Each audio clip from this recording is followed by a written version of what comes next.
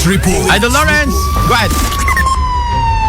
Inlawlawag ni Police Major Norman Pentang, hepe iti PNP Dingras nga awan iti napasamak a drug race dagiti menor de edad iti sa Kupenda a lugar. Akas na ipablaak kadagiti daduma a media outlet kuna ti hepe a desgrasya laeng iti naitawag ken kuana iti alanganin nga oras iti bypass road apaset iti barangay Ruot Dingras. Naamuan a binunod laeng ti menor de edad iti motor ti kadwana ket kabayatan iti panagpataray na ket naigalis ti menor de edad gapo iti naibilag a mais iti nasa o a lugar. Positive investigasyon may awanti ebidensya tayo ng mga panaknak nga drug race di dyan.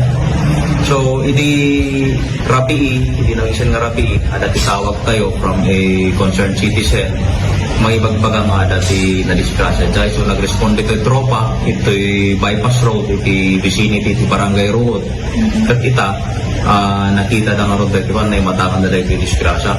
So, positive investigasyon, adadag ito'y bunggoy iti agtutubo, nga napan ijay bypass road na nagtambay dyan. Then after a while, dito yung minor nga kadwada, binulod na dyan may isang motor. Tatapi na taray na. Ijay nga kanito, adadagin dyan napatbati dyan nga mais na may bilbilag.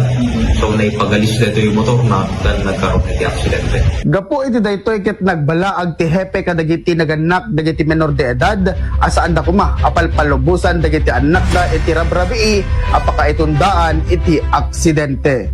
Para iti IFM News, Idol Lawrence Corpus Martinez, Tatak, RMN.